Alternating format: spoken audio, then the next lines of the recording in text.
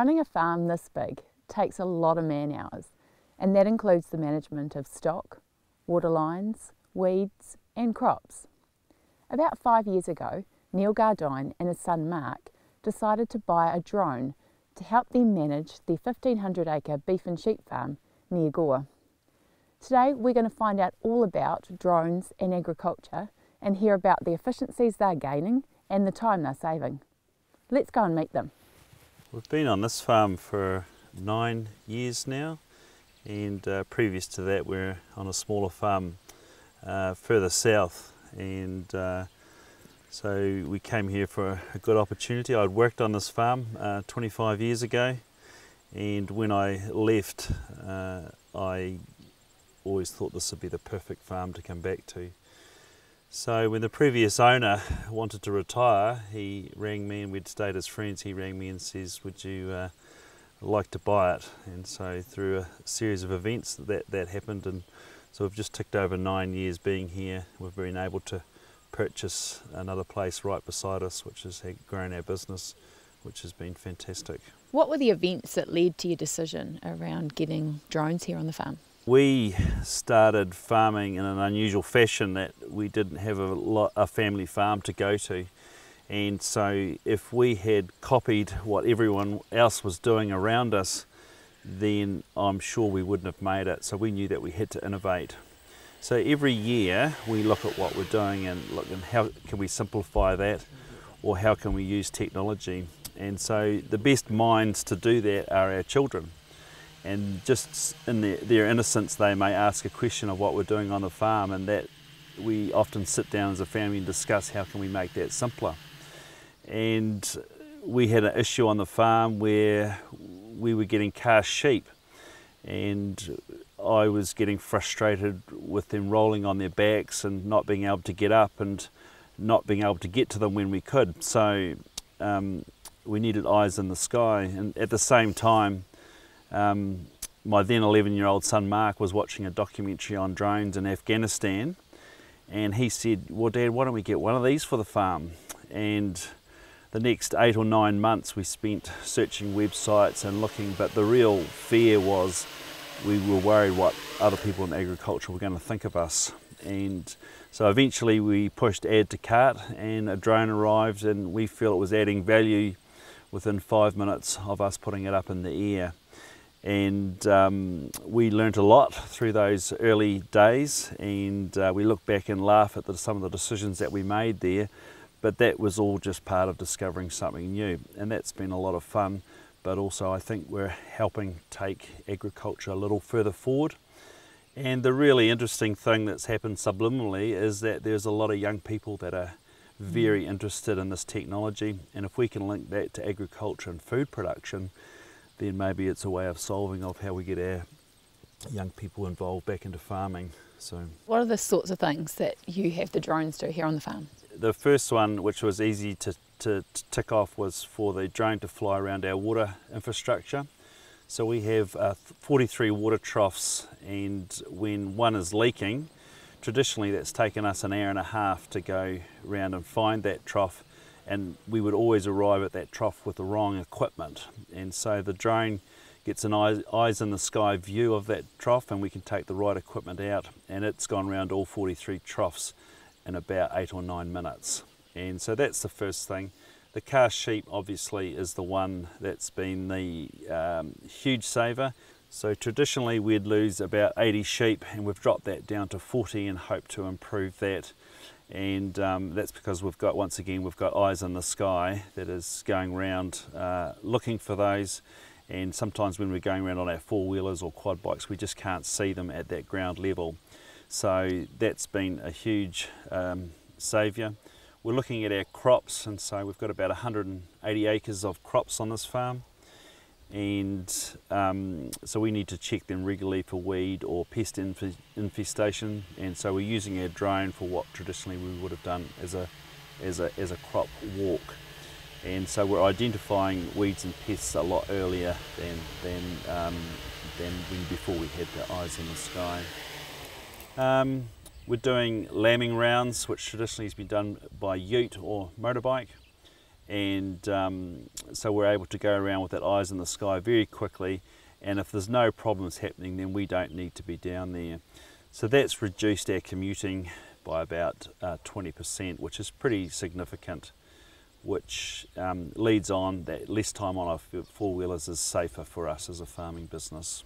So I'm an accountant and I like numbers. Have you been able to put a figure on the amount of money the drones are either saving you or making you? Each kilometre costs us $4, and that's $1.25 in overheads and $2.75 for the person sitting on that four-wheeler. So we've reduced our kilometres by around 20%, or 2,000 kilometres, so there's been an instant saving there of $8,000. We also realised that 80% of our commuting is to go and check stuff where there's no problem, and as a farmer we haven't been able to have any way of seeing what's happening out on the farm. So by having the eyes in the sky, shooting out there at a very cheap or inexpensive rate has been brilliant, and so I don't think we'll ever grab the whole 80% saving, but I think it's there to sit on the table. 40 sheep saved from car sheep at $300 each at the time of the year we lose them is a saving of $12,000 obviously. And also we're checking our water infrastructures more often, so there's a saving, a small saving, but more importantly we're saving water on the farm. What other efficiency gains do the drones bring? We're using the drone and developing an app that counts sheep, and so by the end of the winter we'll have the drone can go out and take a picture, and then a number will be sent to your phone or computer of how many stock there are in a paddock.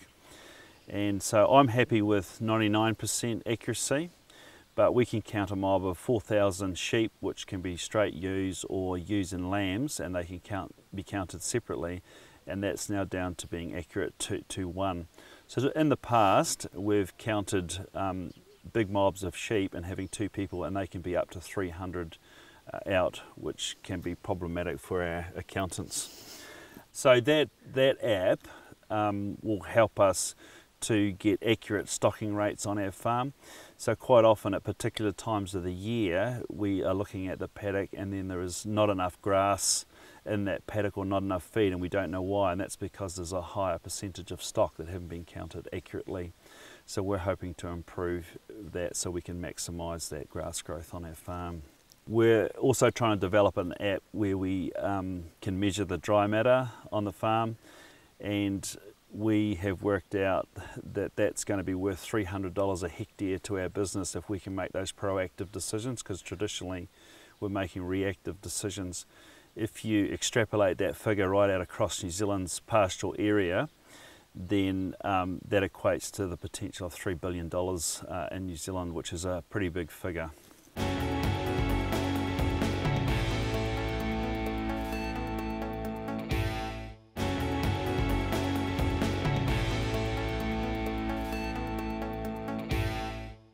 We're at the Gardynes, talking with Neil about the family working as a business. And how's the family involved? Involved a lot. It's a good place to bring a family up with the community, but also the outdoors. But I think it's a great place to discover with them the values that they'll need to go and do whatever they want to do. So it's a good platform to learn how to work with people and to learn business skills, to learn how to nurture animals, and that's crucial in anything that they want to do. But the challenge is that to give them the freedom to go away and do something else and pursue, and if they want to come back to the farm, then they're welcome to. Philippa, my wife, she's a very good farmer, and so she's actively involved and loves the farming, and so we've worked out our own strengths in that and weaknesses, and I think we very much complement each other, so we're living the dream. So has Mark been the driver for a lot of this, or has it been a joint effort? I think it's been very much a joint effort, and to do projects with your teenage kids is wonderful, and I can't put a a value on how that has been. And so that's good for him, learning a whole lot of skills that he takes back to school, rugby, and then for his future training. So he's driven the actual driving of the technology. I haven't learnt to fly the drone myself because, you know, when I fly on an airliner, I don't fly that myself either, and so I want that automated or autonomous flying to happen. So because it's not a toy for me, it's a farm implement, and so I've driven that side of it. And also now we realise that developing apps for agriculture is where the good space is, and that drones will continue to get cheaper and cheaper. But it's the apps that people can add to it, and they need to be convenient and simple. So that's probably the space that I'm in. But also, as the legislation develops, I want to be part of that. And as a farmer, you know, we want to look at economic benefit, but the Civil Aviation Authority are looking at safety. So where the circles meet in the middle for those two objectives is ground where we can find to move forward. So, but most of it, to answer your question, has been around Mark and I working together. Sweet, okay. All good? Righto, great. So one of the applications is where we send the drone out on a pre-planned mission, and it'll just fly out to a paddock that we want it to. And it'll just take a snapshot of the paddock and then crop it to the boundaries. And then it'll grid reference the paddock, which means pretty much splits it up into wee squares. And then the software will automatically count the white dots. And it can differentiate between the ewes and the lambs just by the size, and it's pretty helpful.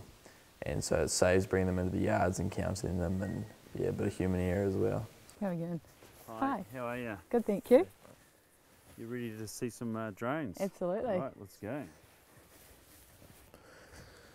So I'm just going to set up the drone so I can go off and do a mission. Just turn the GoPro on. Turn the transmitter on. Connect the battery for the screen. And for the drone.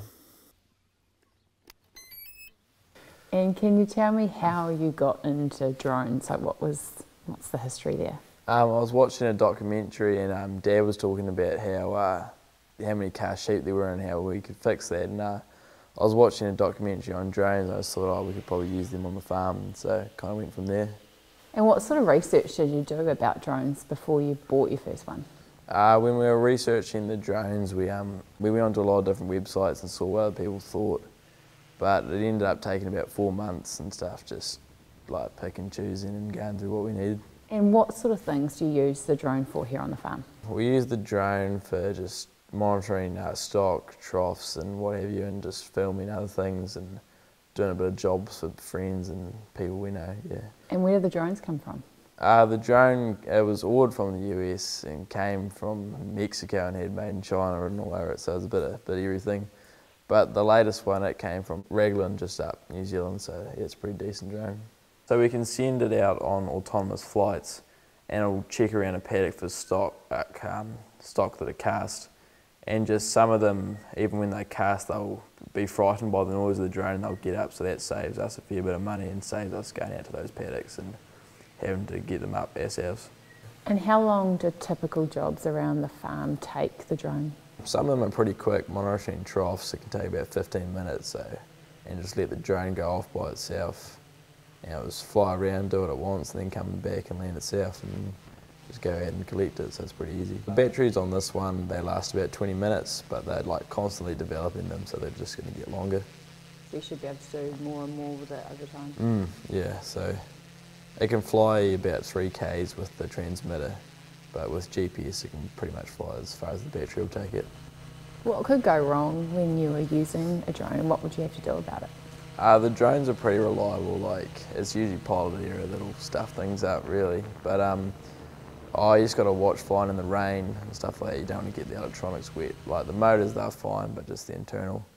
So, and just wind, you kind of got to just common sense what you do. But I crashed one and just cost about $10 to fix, just get some new legs, and it was off we go again.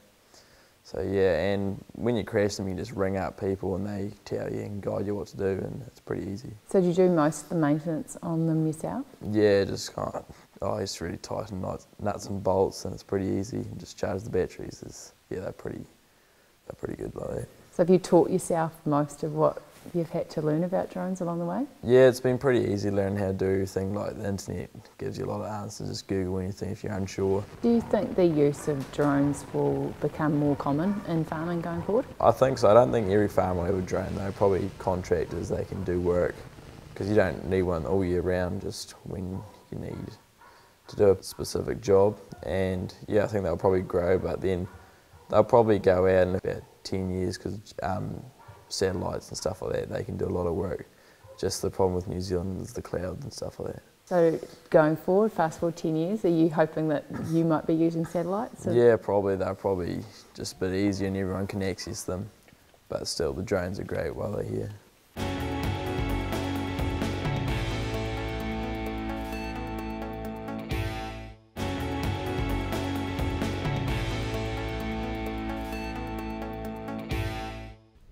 We're with Linda of Aeronavics, talking about how they engaged with Neil and Mark.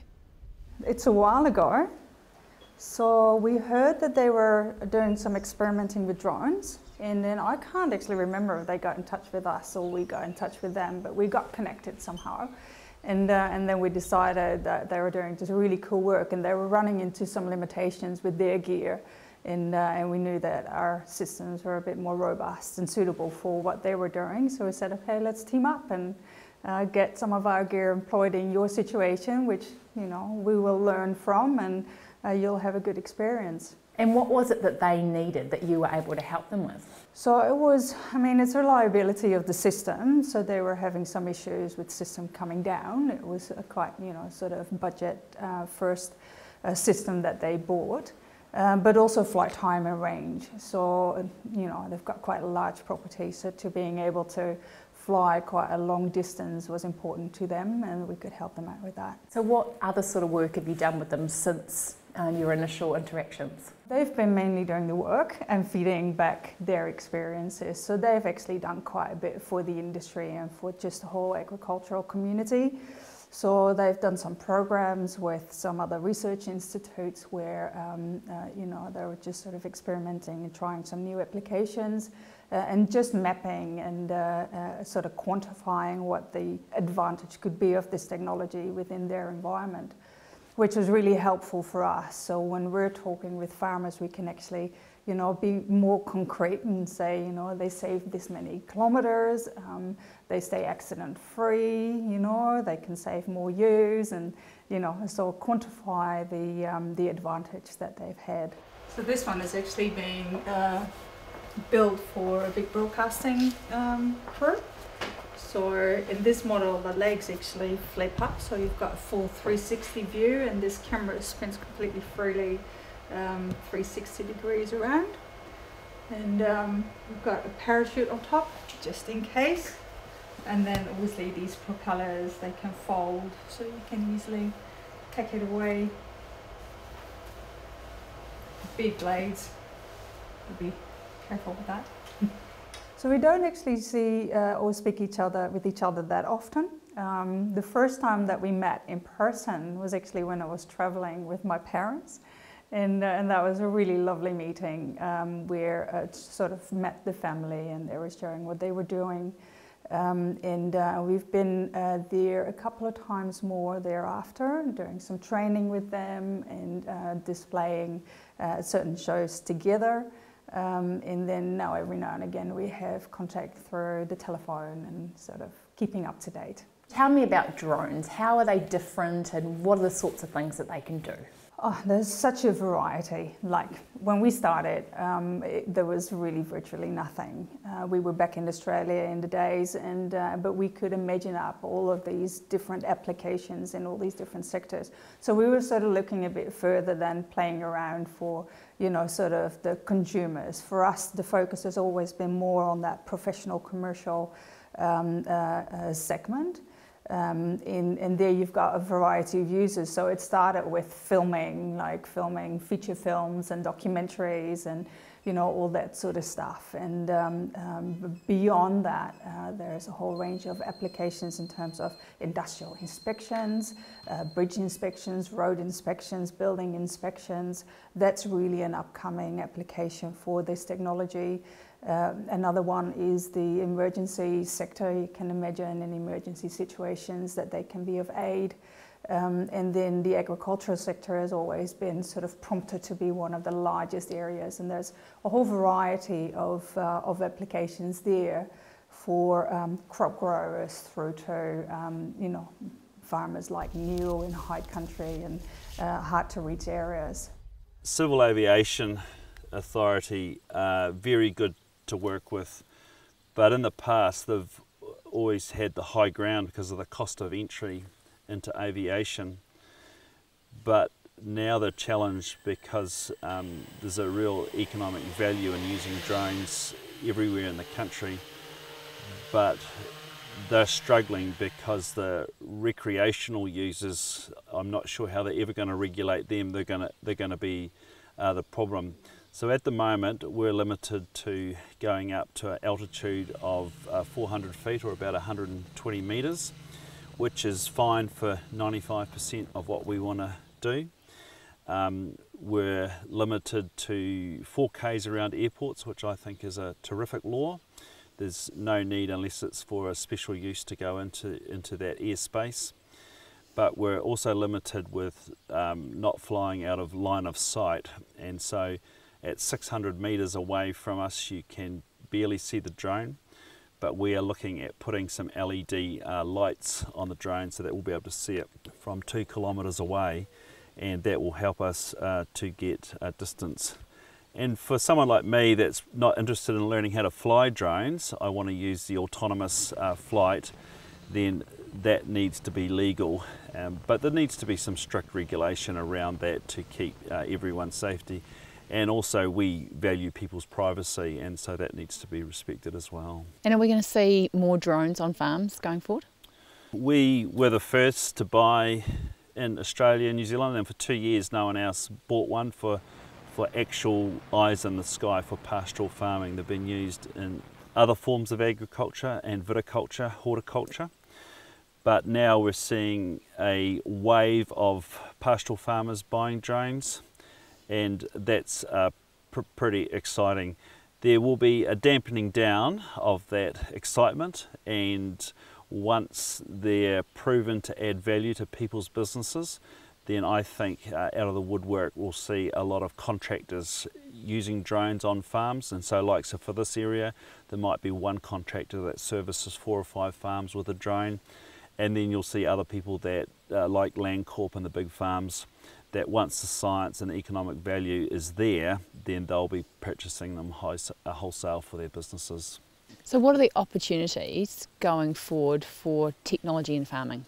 I think there's going to be a tectonic shift in agriculture with technology, and so I can't ever imagine them replacing what I do as a farmer, but they're going to be a valuable tool. You know, technology is going to be a valuable tool for what I do as a farmer, and so technology will really help me to understand our environment and our farm and our customer a lot better, so that we can stay, you know, sustainable and producing a product that our customer actually wants to buy.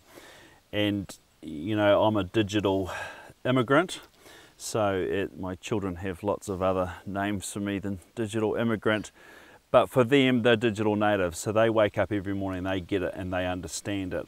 So it's going to take time, but as we introduce more and more technology, I think it's going to attract people back to food production, and that's pretty exciting. Today I have learnt a lot about drones. When I got here this morning, I thought that drone technology would be something that could be used in a few places on a farm. But it turns out this forward-thinking family is using drone technology in virtually everything they do. The coming together of agriculture and technology is truly exciting, and I can't wait to see what's going to happen in the future. We'll see you next time on Thinking Forward.